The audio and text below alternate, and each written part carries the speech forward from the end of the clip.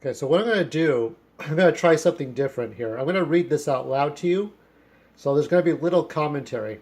Very little. Very, very little commentary. Um, we'll try this out. If I don't get any views by Saturday, when I have to do part 6, we'll just go back to the commentary.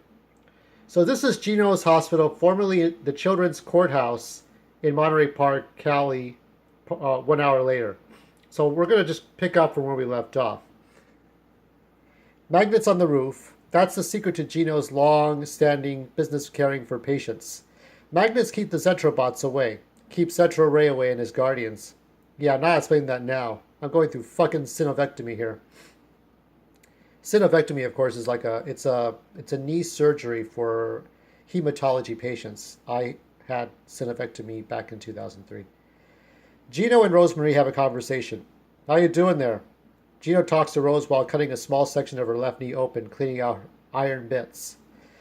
Nutter butter, but I think you're going to need more Jose Cuervo. And Rosemary tosses the empty liquor bottle to the floor, breaking it.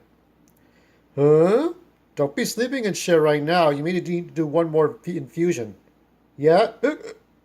Hip hop pareo for me. Are you sober enough or what?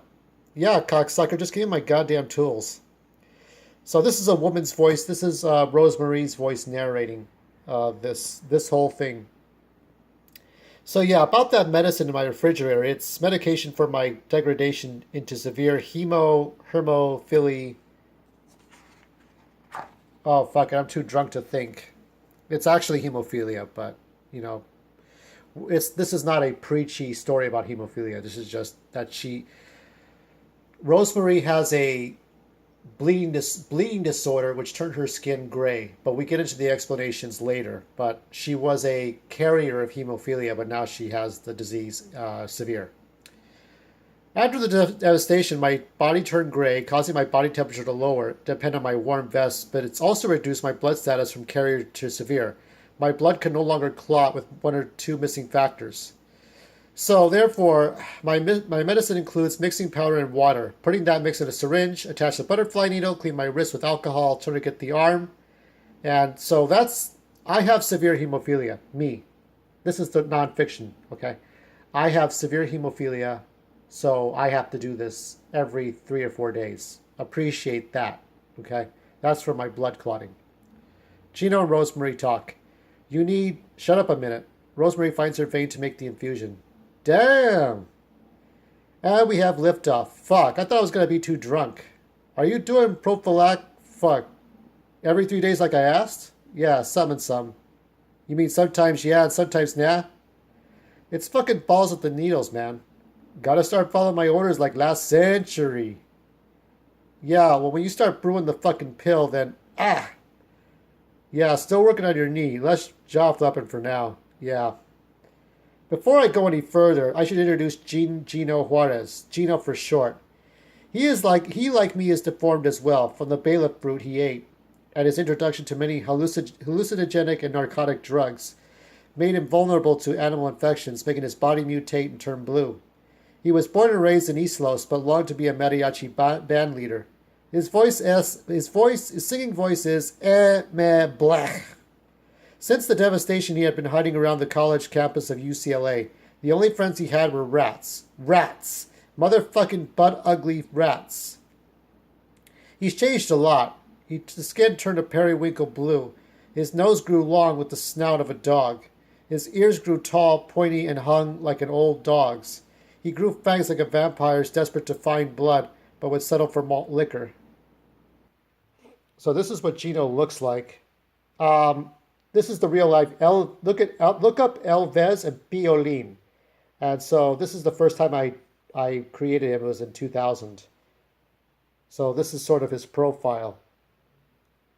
This is Geno, smoking a blunt. So this is just the concept art. And now we continue. At least he dresses all right for a tall, lanky Latino. He wears giant wooden Dutch clogs for feet, brown suede bell-bottom pants with cocoa-colored Aztec jagged squares. He wears that funny 14K gold belt buckle of an Aztec god with a 5-inch tongue hanging out. What's up with that? a vest with jacket flaps and a chainmail shirt underneath. Arms are wrapped around with brown suede strips connected to a very sharp arrowheads on the back of both hands for protection. His head is decorated with a bandana with tassels hanging by the sideburns of it with bear claws on the ends. His hair is spiky with a mullet with hair down his back and wooden clips. Yeah, I had to describe him to you to not think about the fucking pain in my knee. Gah! So did you do it? Yeah, I finally took the goddamn time for that fat old bastard. He was still your deal. He was a greedy pinche, to be honest, and fuck, good riddance to bad cabrones. Huicho Juarez, all he cared about was money. Lots of money and breaking 2 million laws to do it. So, what's happening here is Geno is the nephew of Huicho, and Rosemarie is the half-sister to Violet. So they're talking a little bit about the Devastators, about the events of Grim Planet. Just like Violet Hue and her wicked shit. Geno concentrates slowly on repairing Rose's knee. Both those fuckers can go burn in hell or wherever Zetro Ray is right now. Rosemarie gently places her hand on Geno's. Geno. It wasn't their fault. Yeah, it wasn't their fault. The devil made my uncle do it. Exactly. Zetro Ray made them do it. Look, your uncle, my half-sister, and some guy named Jesus, they trusted an ex-cholo turned Grim Reaper to make the world, quote-unquote, a better place. But with nothing but money being passed around. Those three people and Jerry forged their beds and irons and signed away their souls long before this alleged alien from another planet came to fuck things up. So she's kind of underlining what the last, the later half of Grim Planet was all about. And why it was so important. Let me see. 2 more pages. All I know is that I took Huicho's ashes and sprinkled it all over the Pacific Ocean is all. Chapter closed. Now lay back. I'm going to sew you up. Rose lies back as Geno does what he says. Geno looks around Rose's thighs. Damn, girl, I like me some thighs and legs on a chick, but not when they're full of bruises. Gotta watch yourself. That bleeding disorder of yours is going to fuck you up. Right. Any news from the skeleton yet about your friends or where Zetro Ray exactly is? Just stationed in a rainforest in Brazil for the last 6 months? He's still under heavy guard with robots, mutated animals, and dancing electricity. Probably his rumored 3 guardians who's been helping him. And what about any opposing forces? Here in the States? Other than the Skull Bashers and the Mexican militia? Or the Mexican militia, because he's speaking in Spanish. Let's see, as far as Latinos, no. Asians, no. Armenians, Indians, etc., no. But for the gringos, there's Rudy Hesper with his neo-Nazis, Laura Schaefer with her feminazi Pink Society, Marcus Navarre with his Panthers, and Chris Kringle Clarity with his Junior Klansmen. So what I'm doing here is laying out the other groups that we're going to see later on in this one. Meanwhile, aside from the WULUs and the disease, everyone's just fending for themselves. And then a voice not too far away. All right. I hope you don't expect this poor bastard to fend for himself, eh? I'm not playing for this knob I'm not playing with my knob like a bored cat all day. Bullshit. Roth McGoth slightly places his hand to his ear. Huh? And then Geno says, "What you need, man? A little more morphine, chap. I also need a rubber brace and a new ice pack if it's all right with you." Why are you calling me a jab? Chap with the ch sound? Yeah, as soon as... Yeah, when you're done closing up the last... When I'm finished with her. Alrighty then. I'll go back carefully. And then he turns back to Rose. Some clown got his wrist and knee wrecked from a motor scooter accident. So we finally bring Roth McGoth to Geno and Rosemarie to kind of connect the characters together. Seems Mr. Juarez made a new friend, a 4-foot-tall person of sorts, a clown, a plastic headdress of sorts, a translucent aqua blue hair with hair strands like neckties, connected by a thin silver tiara.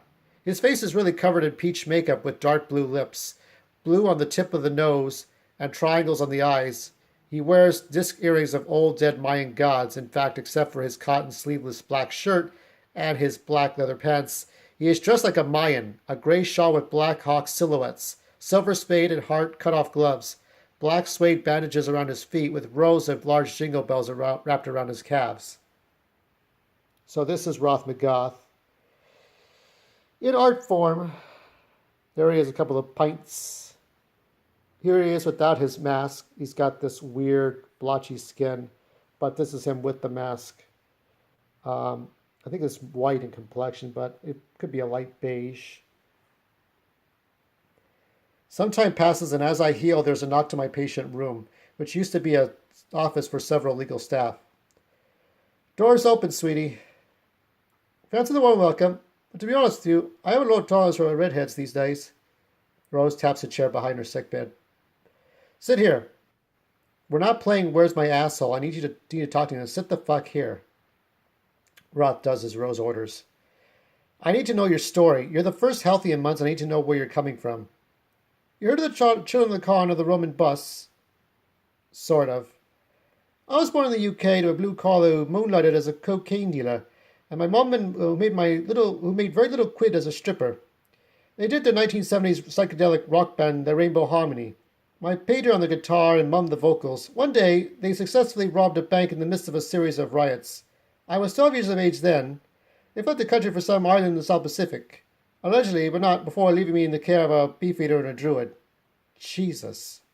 So we're going to conclude it here. If I don't get any views for this, for reading it out loud, I'm going to go back to the original format. Well, take care.